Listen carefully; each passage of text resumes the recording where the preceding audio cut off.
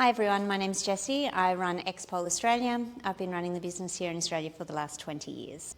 I started pole training in my 20s. I'm now in my mid-40s. Most of us start pole because it's a powerful mix of sport, dance and creative expression. It's also one of the few forms of dance that we can actually start as an adult.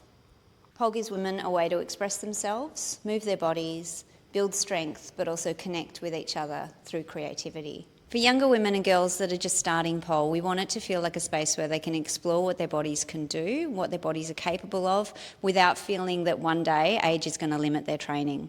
For women in their 30s, life often looks pretty different. Many are balancing careers, children, life admin, and we want them to feel supported in bridging the gap between what their younger athletic selves were capable of and the responsibilities that they are now juggling. For women moving into perimenopause and beyond, we want them to know that pole is not something that's inaccessible just because of age. There are enormous benefits to continuing or even starting training at this stage of life. Maintaining muscles, supporting bone density, reducing stress and anxiety, but also connecting with a community of strong, empowered and supportive women. Women are not small men. This is something that Stacey Sims talks about a lot. Our physiology is very different. We have hormonal cycles that fluctuate through the month, but also our bodies change across the decades of our lives. Understanding how to work with the changes in your body can make a significant difference in how we train, how we recover, and how we continue progressing. These changes aren't deficits. They often just reflect a historical gap in knowledge around women's training. Many women end up blaming themselves for this knowledge gap when even specialists, GPs and trainers are only just beginning to understand the difference. And whilst we certainly don't claim to be the experts in this space, it's a topic that matters deeply to us. It's something we want to explore further. In this series, we're going to be looking at training across the different decades of a woman's life. This isn't to ignore the incredible male athletes in our industry, but this conversation is focused on women purely because this is where the knowledge gap most often sits. To explore this topic properly, we've teamed up with one of Australia's most respected pole coaches, mentors and educators, Andrea Ryff. Andrea has spent more than 2 decades coaching women and elite pole athletes. She works with instructors not only at her own studio but across Australia. Andrea is not only a friend, she has spent more than 2 decades coaching women and elite pole athletes. She works with instructors, studios and individuals across Australia. She is a well-respected Australian champion, an international title holder and a 2-time world champion. Today, Andrea is recognised as one of the leading voices in women's pole training and strength development. She's also the founder of the Achieve Pole Studio in Sydney. This series is supported by X-Pole, but the content and interviews are Andrea's work. We are super proud to be able to help support this project. Thank you and enjoy. I'm Andrea Ryff. I'm a pole coach, a mentor and the founder of Achieve Pole Studio in Sydney. I started pole in my late 20s. I've experienced pole in my 30s, my 40s and now I'm in my 50s. Each decade has taught me something very different about how women's bodies adapt, evolve and stay strong. Once I set a goal, the next question for me is always, what do I need to do to get to that goal? What do I need to do to achieve and smash that goal? From there, I go and identify the experts who can help me get to that and fast track my progress. My philosophy is simple. Identify the gap, find the expert and do the work. I was a gymnast from a very young age. I did some ballet and then did sportive aerobics. Yes, the one in the costumes that everyone laughs about now, that was me. I did a lot of weight training. So I did come into pole with a background in gymnastics and movement. So even though I started at 36, I did have those strong foundations in place. My gymnastics career unfortunately came to an end at the age of 17. My mother had a gymnastics club on the Central Coast and I was one of the head judges there. So my entire life I have been involved in coaching and working with physical movement, personal training, that kind of thing. I have over 30 years coaching, mentoring and helping people achieve their goals. Having come from a gymnastics background, I really understand and I understood very early on the benefits of working with specialists, coaches and mentors. If you want to improve a particular skill, you learn from someone who has mastered that skill so that you can actually get to your end goal faster. And ideally, that someone would be someone whose approach aligns with your own. Throughout my pole journey, I deliberately sought out mentors who could help me develop specific areas of my training. One of my first pole photos that I saved was of someone called Zoraya Judd.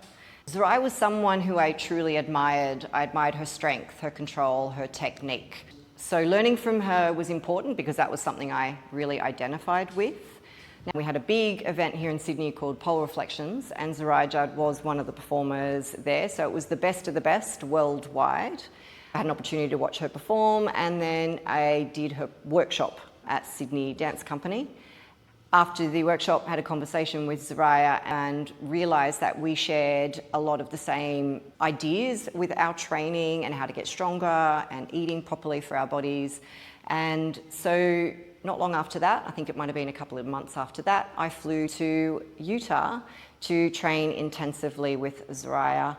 That is something that changed me. I just knew that training with Zoraya would accelerate my development, and it absolutely did. My goal was to do a flag. Zoraya was known for her true grip flags. Now, flying halfway around the world, it's expensive and it's time consuming. But for me, I recognised the value of that, and I knew that that experience would accelerate my development. At that point, it was not for the purpose of competing. That was not at the forefront of my mind. I just wanted to be the best that I could be within this pole space. However, it definitely provided me with an opportunity to step into the performance and competitive arena. I started pole in 2009. I was 36. Thanks to my gymnastics background, for me, I really appreciated flow, control, and the strength of pole. It was about 18 months after that, 2012, I entered my first pole comp, which was the Australian Pole Championships. I think that was the first time I competed my flat flag. From there, after each comp, I was addicted, so I wanted to continue to improve who I was and my skills. So I would analyse the judges' feedback, I would watch what other dancers were doing, and I would identify my areas of weakness and where I needed to improve as a pole dancer. So my dance skills needed a lot more work, so I was being too much of a gymnast on stage. So I started taking dance classes. I wanted to improve my static flow. So I trained with Marlo Fiskin, who is the static queen, the world's best, in my opinion. I wanted to improve my dynamic skills, so I travelled to Atlanta to train with Heidi Coker. I wanted to improve my storytelling, so I trained with Serge Louise and Phoenix Kazari. So all these people are at the top of their game and experts in their field, and definitely contributed to where I went next. I was winning the Australian Pole Championships at the age of 40 in the professional division. So all of those people definitely helped me get to winning that prized championship. Later that same year, I travelled to South Africa and I won my first international title, Pole Out South Africa. The following year, I won my first world championship title at the International Pole Championships, and then 2018 won my second world title at the International Pole Championships as the ultimate champion. But I'd like to preface this by saying that those titles were, for me, never the destination. They were simply the milestones of the journey of continuous improvement and development. It doesn't matter what your age is, what your background is, your experience, there's always going to be someone within that field who can help you get to that next level. It's just about you identifying what that is and what that means to you and who that expert actually is and whether they suit you and your journey and they align with you. Now, this process of identifying weaknesses, or not necessarily weaknesses, but identifying what's needed to get to that next level is something that sits at the heart of how I like to coach. So I definitely see this as being my superpower. I believe that my strength is an ability to see people, what can be done for them to reach their next level. and unlock their potential. Whether that's an athlete that's preparing for a competition, or an instructor who's developing their teaching skills, a studio owner who's looking to grow their business, or a student who is interested in finding the most powerful version of themselves. This is, I believe, my heart, and something that I have a very strong ability to be able to pick out what those things are and facilitate reaching their full potential. It's this mindset that has led me to exploring something that I'm increasingly passionate about, particularly as I get older, is how women can continue to train intelligently, effectively, as their bodies move through different stages of life. One of the things that makes pole so incredibly unique, the few forms of dance where you can actually start as an adult, and not only start as an adult, but you can excel, you can compete, you can become a champion.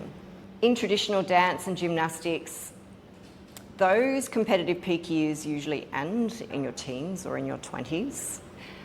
But pole is different. It's a sport, it's an art form where women can start later in life. They can develop their strength, skill, you can evolve, you can become a performer, and you can still achieve incredible things competitively, and you don't need to have grown up as a gymnast or a dancer. You don't need decades of training. What you need is a willingness to learn and to train intelligently. Invest in yourself, people who align with you, define who those experts are, and find yourself a space that can help you achieve your most powerful self. My message here is strength, confidence, and capability. They're things that don't disappear as we age, they simply evolve. When we learn to train for our bodies at every stage of life, we unlock an entirely new level of potential. It just might look different. So training in your 40s and your 50s is not the same as training in your 20s. I look back at the things that I used to be able to do, things I can't do anymore, and I'm okay with that. My training has evolved, my style has evolved, what excites me has evolved, and I really appreciate looking back and seeing what I was able to do, because I did some cool stuff even in my 40s. What I was able to do, and yes, it looks different now that I'm in my 50s, but that's okay. It's a different field, and the value of this is to work out that as women, we need to be open to evolving and stepping into the space where it feels right for our own bodies. The key takeaway for all this is the goal isn't instant perfection. It's identifying the gap, finding the expert, doing the work. I'm going to be continuing this important discussion, and we'll be having conversations with other experts, women experts in the field of health, hormones, space itself. So if this is something that interests you and it resonates, follow along with me and the X-Pole Education Series.